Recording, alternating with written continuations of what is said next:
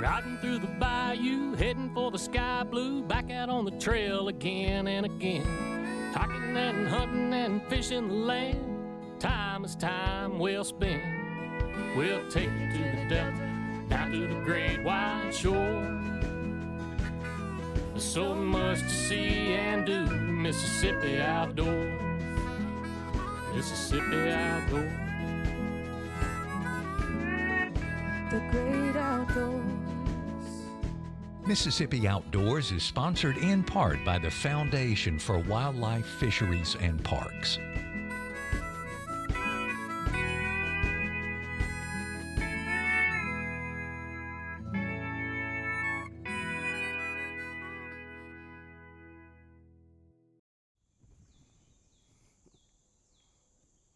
Welcome to Mississippi Outdoors. I'm Amanda Mills. And I'm Kevin Meacham. Thanks for joining us. In our first story, we're going to take a look at black bears in Mississippi. Over the last 20 years, the estimated population of black bears has more than tripled. We're learning how the Wildlife Bureau conducts research and their efforts to educate the public on black bears in Mississippi.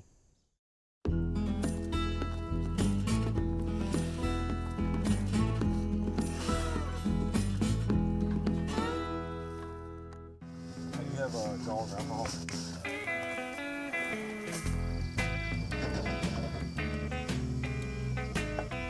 I can do 3 full-size bears.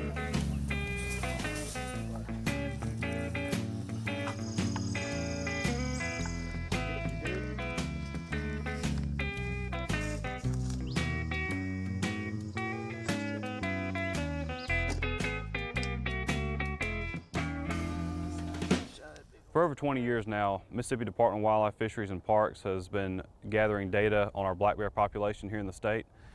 This past year has been focused more on southeast and southwest Mississippi, trying to gather genetic data and collaring data. This past summer has been no different. We're on a collaborative project with MSU, so we're trapping and collaring bears in southwest Mississippi. Today we're in Claiborne County, and this is our 7th bear. Let's see, I think it's our 9th bear total of this project. So this makes 9 in southwest Mississippi, makes a total of 17 altogether. And what this is, you know, one of the questions I get asked all the time is how many bears do we have in Mississippi? And so this project and others like it, the Hair Snare Project, is the same way. We're trying to get good estimates of numbers and find out more about this population, particularly in southwest. It's not quite as studied. All right, let's get some ice on her. So the bear program is unique in the fact that it's really one of the last conservation stories that we're able to fulfill. So we've had the white-tailed deer, the eastern wild turkey, and you know the black bear is just following that same trajectory. And so to be a part of that, you know, possibly building that population to a point where it could sustain harvest is just the coolest thing in the agency as far as I'm concerned. So we've had some pretty good success. We've trapped a few bears and gotten some more collars out. So all that data is getting GPS information, and we're going to use that to look at things like habitat, home range, den site selection, all those things that we can monitor through that research. And then we have the genetic research that we're doing.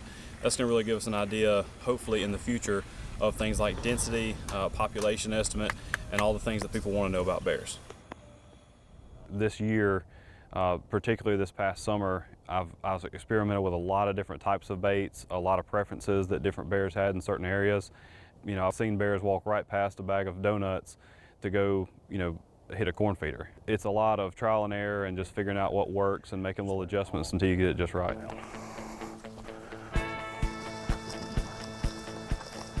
There's a window you can fold down, and it gives you 3 inches of clearance. That hole back there is 10 by 10, so you got to be careful because they can get a paw out there. Yeah.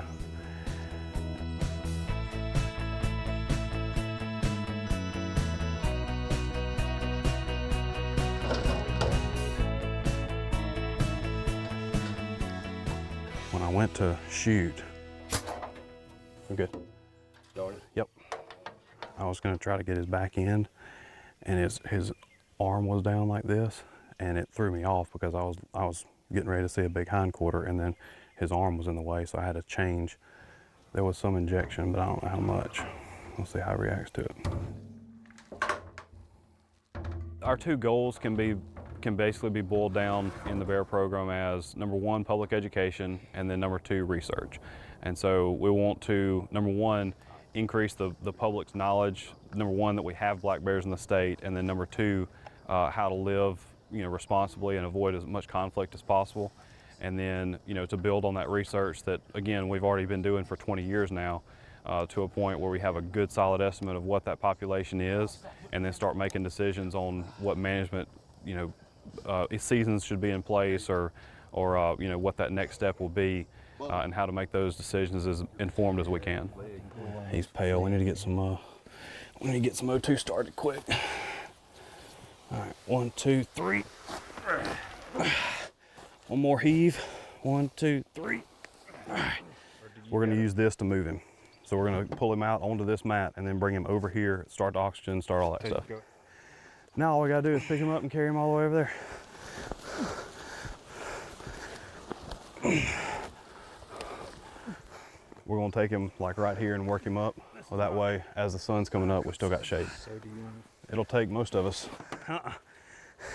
We've got ear tags, we got pit tag, we've got a handful of measurements. We're up on vitals. We still need weight. We still need paw and height and all that kind of stuff. Total weight, total length and all that. I'm gonna get the head measurements. 11.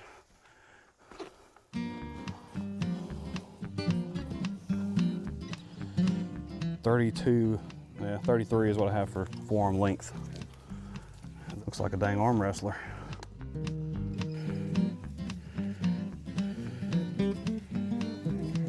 He's still taking good deep breaths though. All right, chest is gonna be 123. That's gonna be about right. So, all right, does it tear it out?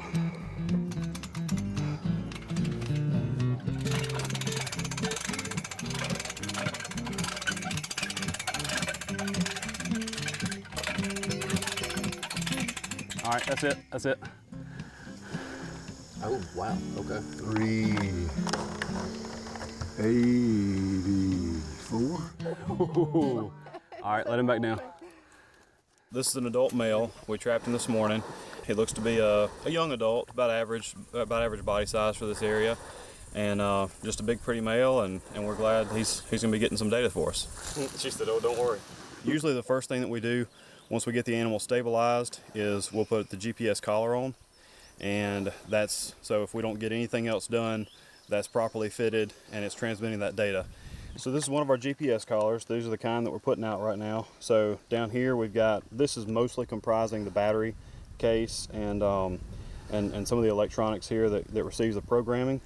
Then up here we've got the actual GPS unit that tells where the bear is. So it sends those points to us electronically over a satellite. And then of course obviously this is for sizing here. And then this is what we call a blow off or a pop off. And at a specific time and date, this is programmed to have a small charge in there that pops this off and allows the collar to fall off so we can go recover it. We also put a leather spacer in between these two, where that way, even if for some reason that pop off fails, that leather will eventually rot off after roughly a year, and we'll be able to recover that collar that way, so it doesn't pose a risk to the bear. And then we also give them some unique markings. So we give them identification tags on their ears. Those go through their ears. And then we also have what's called a pit tag, which is an electronic tag that's about the size of a grain of rice that we can use to scan, and we can identify that individual whether it was tagged as a cub or as an adult.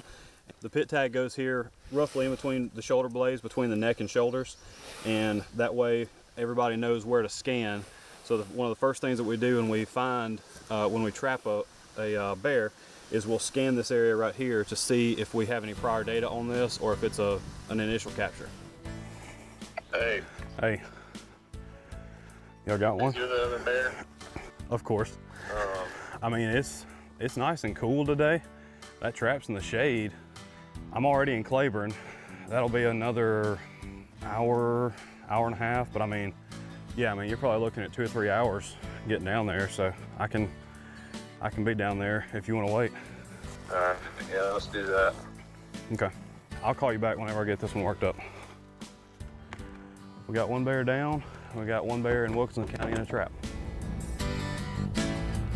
The future of the black bear program is really bright. You know, we want to build on the 20 years plus of research that we've already done. We want to continue to expand that knowledge base, and then we also want to expand the public interest and the public awareness so that we can all live as responsibly with black bears as we can. So we're down here in Wilkinson County. We've got another bear sedated. We're down here with the grad students from MSU. This is part of the same project, but it's in a different part of the state. And so this one we're going to actually go ahead and GPS collar, do a full workup. Get around there.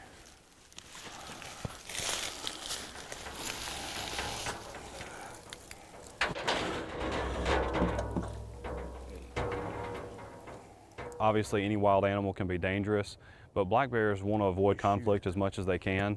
One of the common misnomers I hear repeated is, you know, the most dangerous animal out there is a sow with cubs. And, you know, we do den checks every year where I get feet from a sow nursing her cubs in the den. And, you know, when it comes down to it, they just want to avoid conflict and they just want to go their separate ways.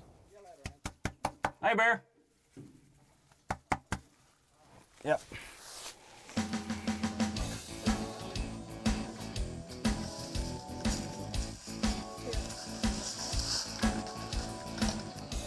We want to build on the education, the public education, the awareness of black bears in the state, how to live responsibly with bears, and then also to build on the research that my predecessors had done such a great job doing, and to relay that information to the public so we can all be as informed as we can.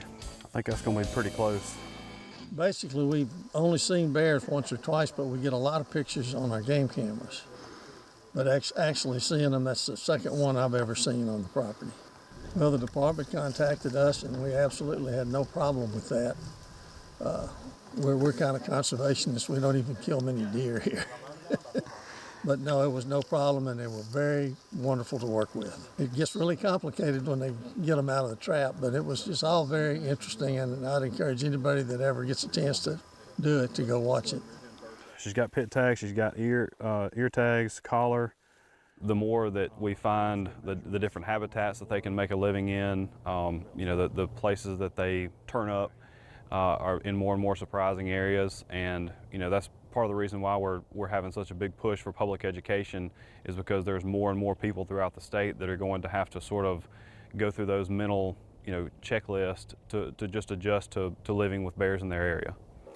Should be up soon. Starting to come around. Yeah, once that first movement starts, no time.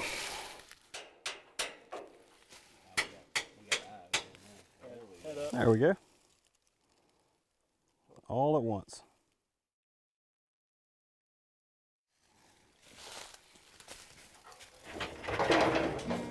And it's that fast.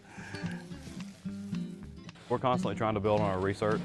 So if there's anybody out there that sees bears regularly on their place, we encourage you to either report that on our website, MDWFP.com, and go to the black bear program. Or you can give our office a call if it's something that you're interested in us coming out and doing some trapping possibly. You know, we'd be glad to participate in that. In our next story, we're headed to Monroe County. The outdoors crew is going bass fishing at Lake Monroe. Let's go.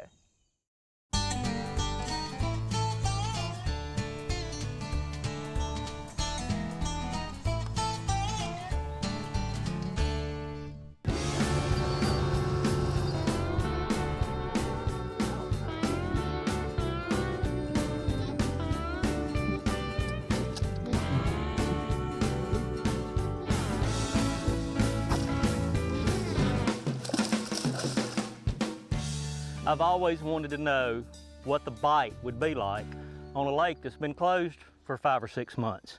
One of our state fishing lakes, Lake Monroe, took a direct hit from a tornado in Monroe County in March. And we've had to take the last 6 months to clean the lake up and clean the facilities up. And during that time, the lake's been closed to fishing. So I was interested in knowing what the bass are gonna do, what the crappie are gonna do. Are they gonna bite readily? Hopefully these fish will readily bite. It's still hot. It's early September, water temp's still hot, still warm, so Might take us a few minutes to figure it out. These fish are on shad, and we're gonna be looking for shad, but hopefully we can get on them. The fishing has been great. From the beginning, it was good, and every year it seems to improve, and fish get a little bit bigger and heavier. We've been shut down since the storm come through. It was good up until that point, but now we don't know. In order to get it ready to open, we have worked. We think the trees and all are safe enough now, and all the trash, all the brush and all we could pick up, we've got that done. In fact, we had to have a contractor come in, and we burned over 400 trees in a pit. We're still underway with the process. Everybody will probably be a little bit disappointed, but it's not gonna be complete this year and probably not next year because there's so much. And we keep having reoccurrence of trees falling even after we've cleaned up.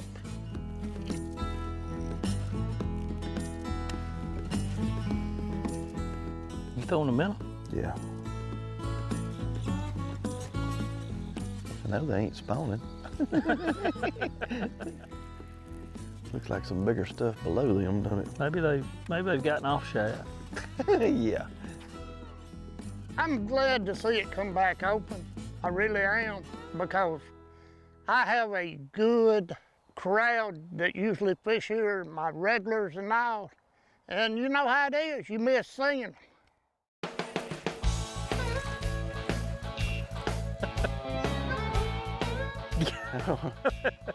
You got him hooked all over the place.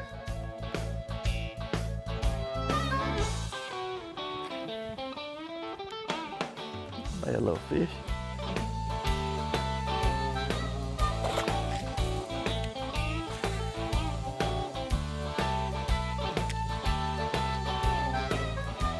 That's a pretty good fish, I believe.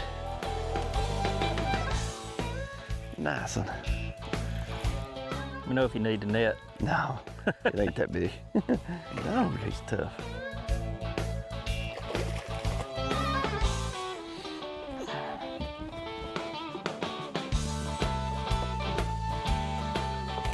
Good healthy fish. So that's what one looks like.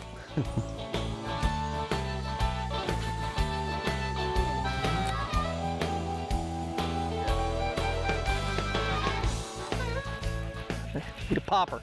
Need a popper.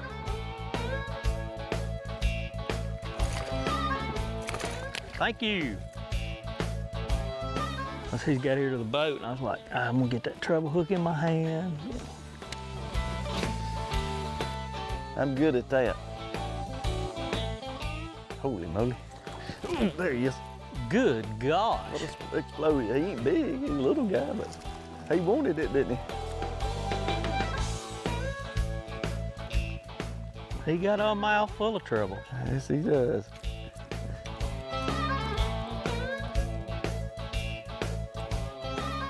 Boy, he's fat. That went a long way. Ooh, that's a big one there. And I see that.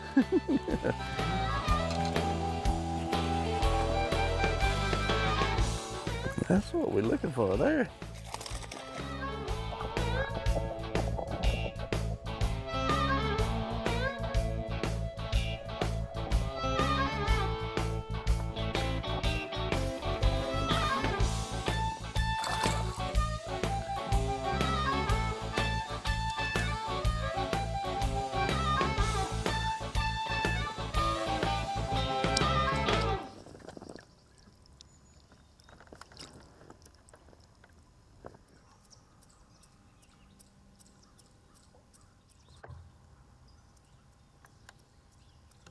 Holy cow, that scared me. Was that a pickcock bass? Good gracious. What an explosion. What scared me? There we go.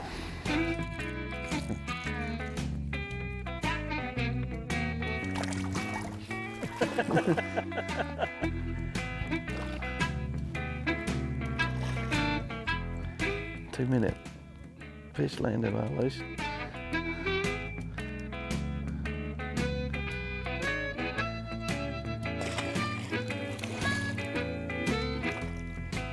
Okay. You on Texas rig? Yeah.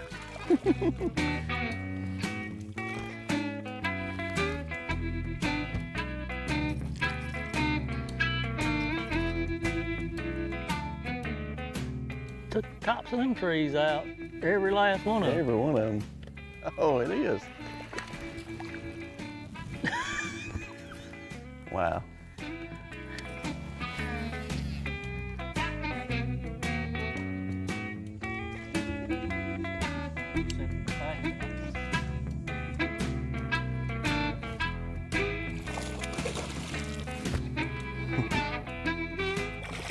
Man, they stout.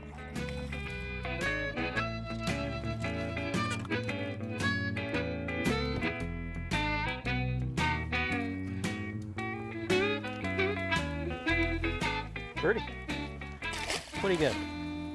Golly. I was like, I'm hung. And it started moving. Hey, right on the, that fish was right on the bank.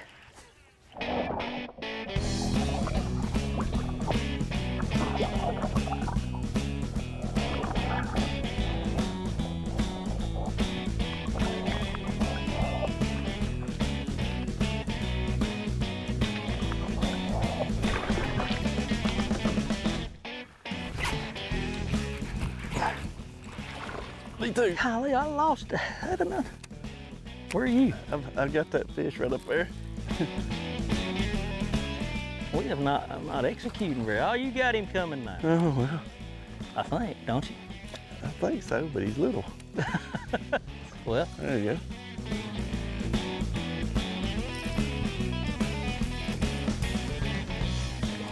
Son, we're in a nest of them right here.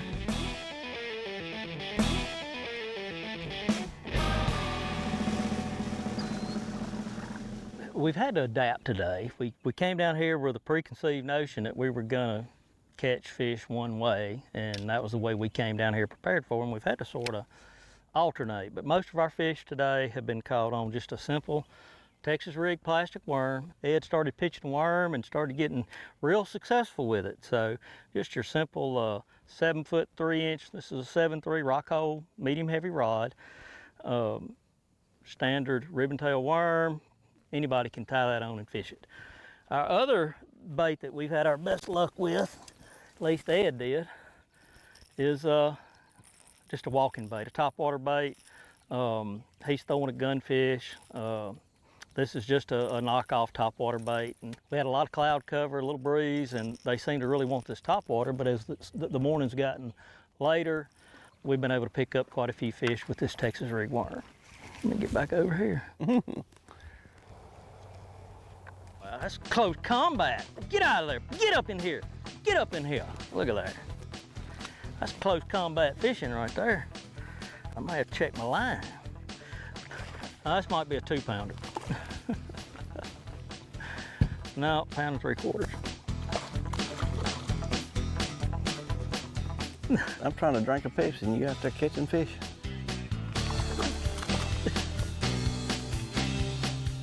Oh yeah. That's a heavy fish. Yeah. 5 pounds? 4? He's better 4. Probably 4.5. He ain't He's 5. long. He ain't 5. He's long. Good fish.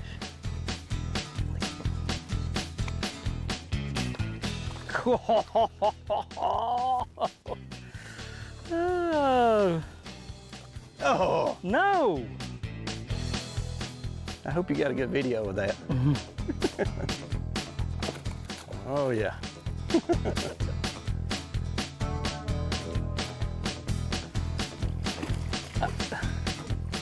Did you lose it? Doggone. It ain't destined to be. You put a big one in the boat. Golly. We got catfish in here. We're fixing to see.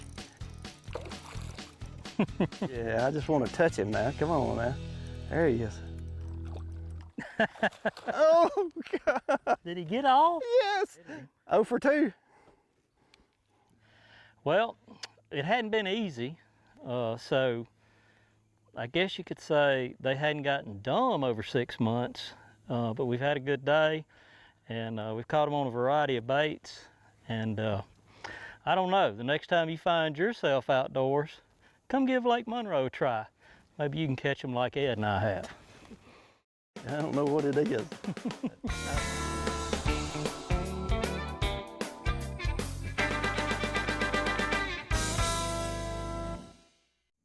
Hey, that's all the time we have for this week. Thanks for sharing your time with us as we continue to take part in this great sport of hunting and fishing right here in Mississippi. Join us again next time for more exciting adventures. Until then, I'm Amanda Mills. And I'm Kevin Meacham. See ya outdoors.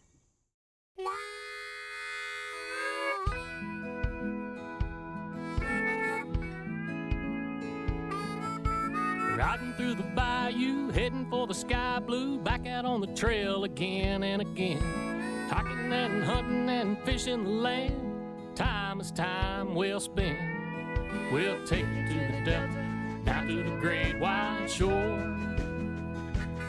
There's so much to see and do, Mississippi outdoors. Mississippi outdoors. The great outdoors.